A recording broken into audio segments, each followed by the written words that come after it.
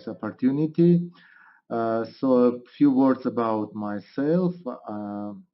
I am from Armenia, and I am a board member of European Network on Independent Living, ENIL.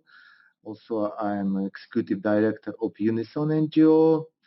I have been working on disability issues for about 20 years, and I am a musician, a violinist by profession, and I also hold a diploma of human rights from the Human Rights Institute of Raoul Wallenberg in Sweden. And in Armenia, I am also member of different commission, a member of the Commission on Disability Issues at Human Rights Defender, Ombudsman of Armenia, and several other commissions. And I will share with you some information on the situation of disability issues in Armenia and also some good practices. I will start with statistics, a little bit statistics. We have about 192,000 disabled people officially registered in Armenia. This makes about 6% of total population, which is odd. As Zara mentioned, the global statistics is much higher, so we know and we can guess that we have many people with hidden disabilities, or those who are not registered due to bureaucratic issues, or maybe corruption, or maybe stigma, especially in the rural and remote areas of Armenia. So I am pretty sure that we have more than 6% of disabled population in Armenia. And we are speaking about inclusion and non-discrimination. And I must say that the Constitution of Armenia prohibits the discrimination. Article 29 of the Constitution states that discrimination based on sex, race, etc., etc., etc., and also disability is prohibited. And also there are several other laws prohibiting discrimination, but unfortunately we have many cases of indirect discrimination, and I will share it with you.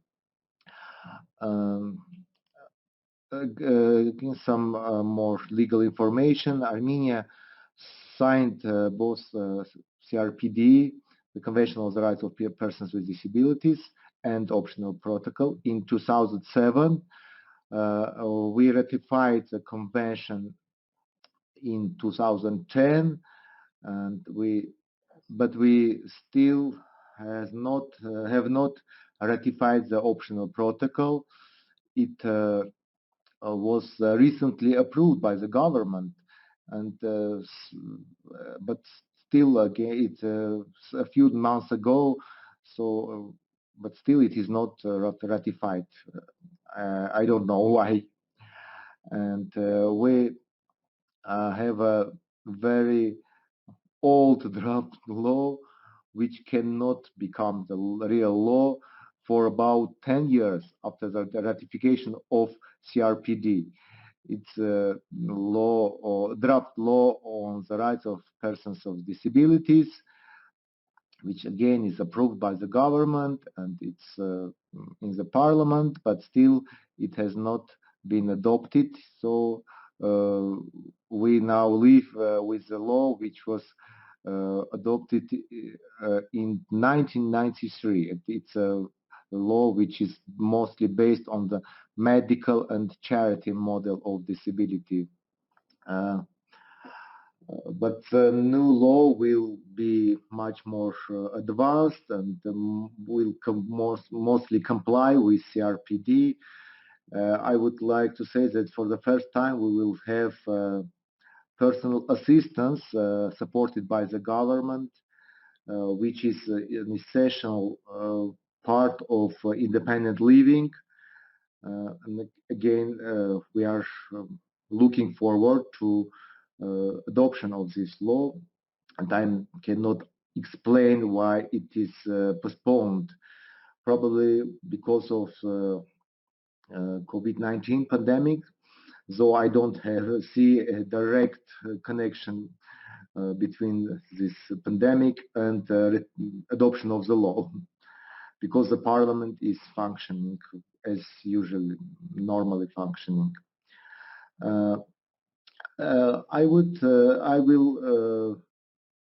share now a few samples of few success stories or positive samples of our activities. One of which I would strongly recommend to my friends and colleagues all over the world is to, when you are ordering a venue for event, so you can put a condition before the owners or other decision makers of the venue, be it a hotel or another venue, to make at least something more accessible or fully accessible. And we have a good practice in this with several hotels when the management of the hotels realize that we are not going to rent their halls anymore unless they make their toilets or any other facilities accessible. So several hotels made these facilities accessible, and they acquired good customer like us.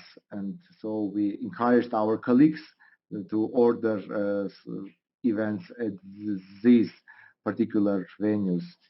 Another sample of good practice is our work with municipality of Yerevan.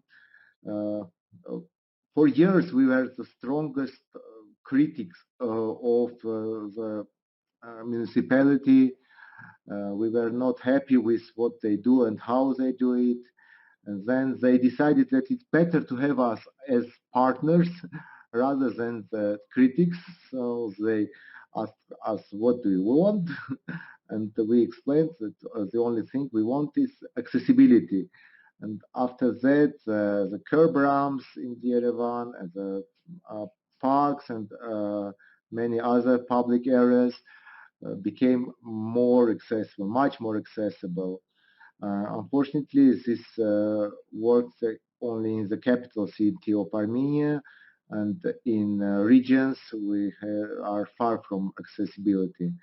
Also, we have several dozens of accessible buses in Yerevan, and I'm a member of a commission of the transport reform in Yerevan, and due to the 3-year work of this commission, soon we will have up to 200 more accessible buses. They will be fully accessible, complying with all accessibility requirements. Also, we try to use creative approaches, non-standard events. For example, in 1994, we tried to organize, and we did it. We organized the first beauty contest for disabled girls and women. And there were many critics at the time, starting with feminists and other people who thought that disabled people cannot contest, take part in the contest. They will be stressed, they will be pitied, they cannot lose.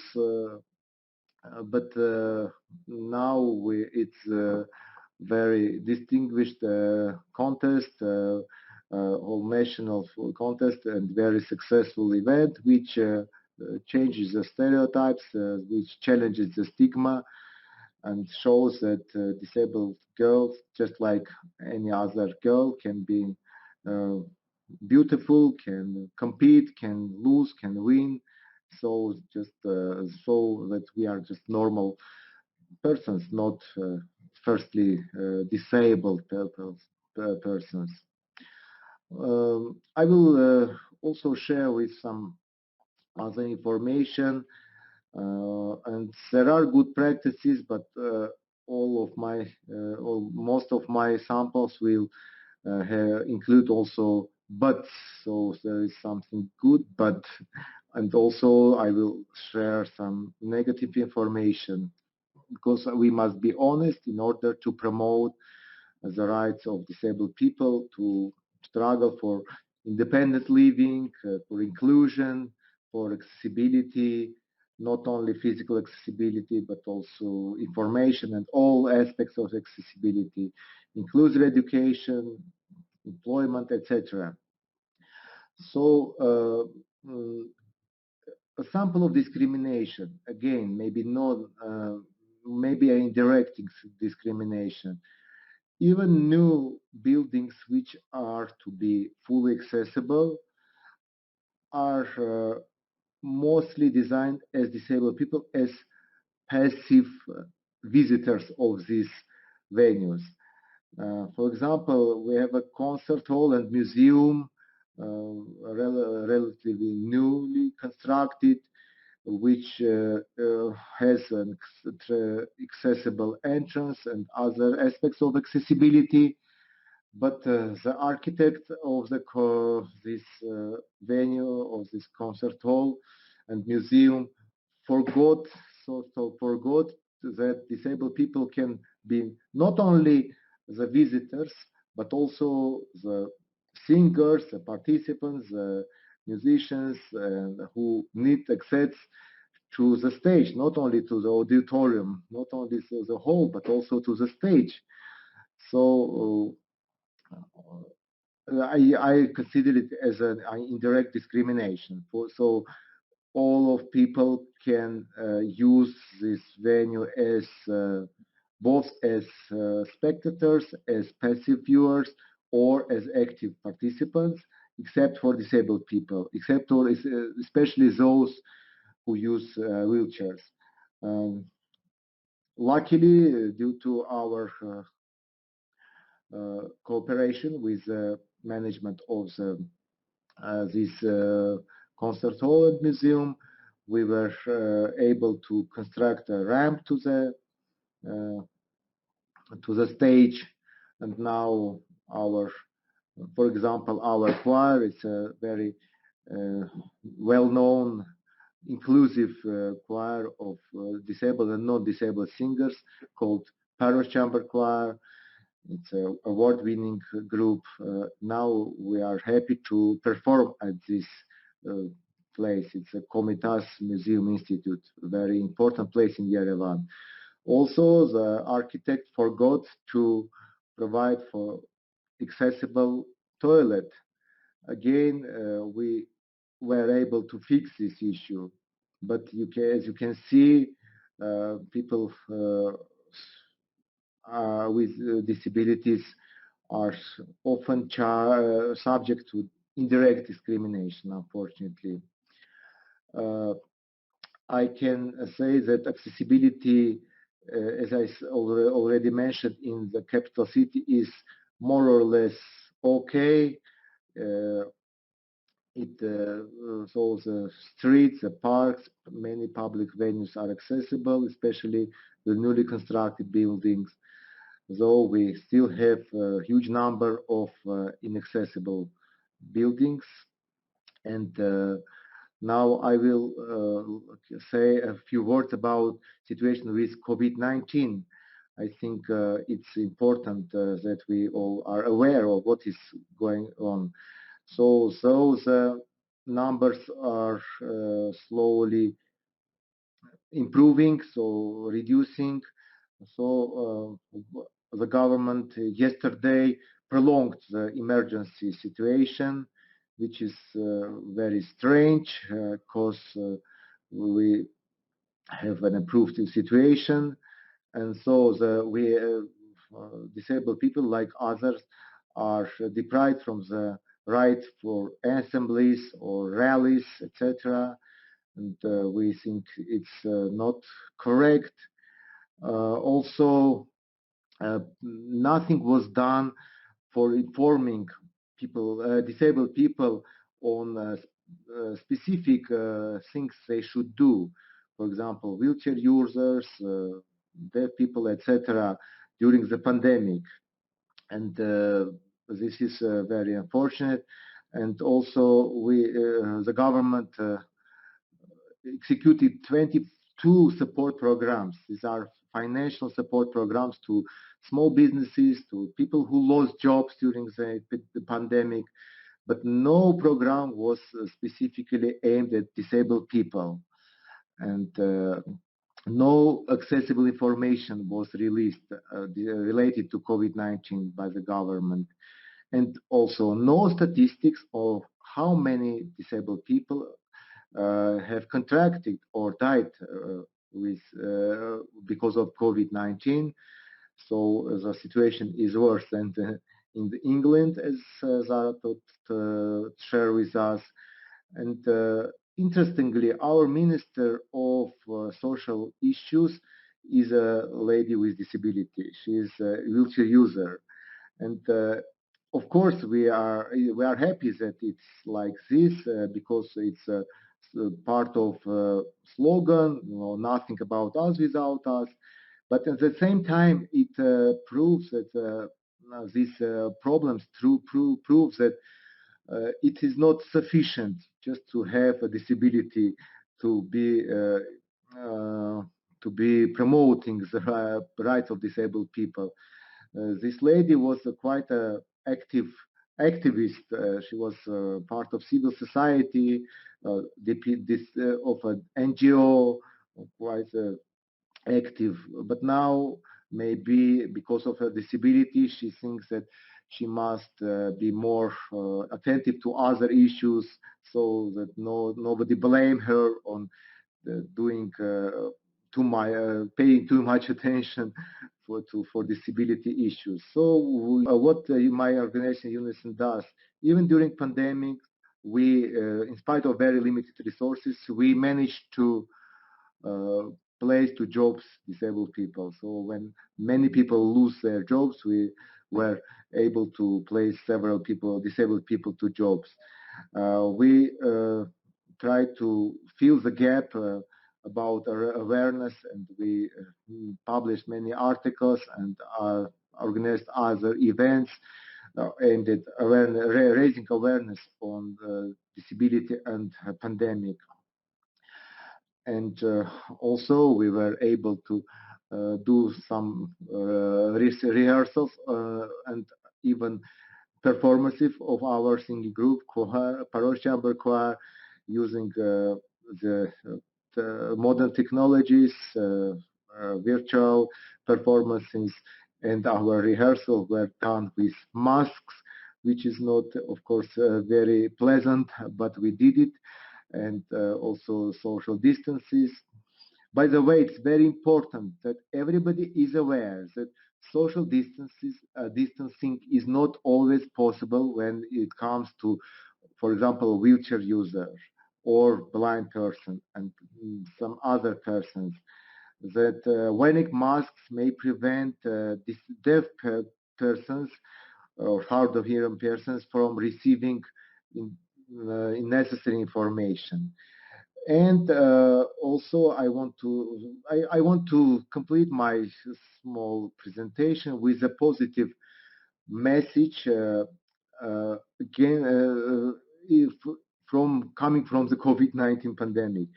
Due to the pandemic, many non-disabled people, because of the quarantine, felt what it means to be stuck at home, what it means not to go out, not to be active for months. And now that many people realize this, we may use this situation when the pandemic is over and advocate more active for accessibility, for inclusion, for independent living. And on this positive note, I would like to complete my small presentation.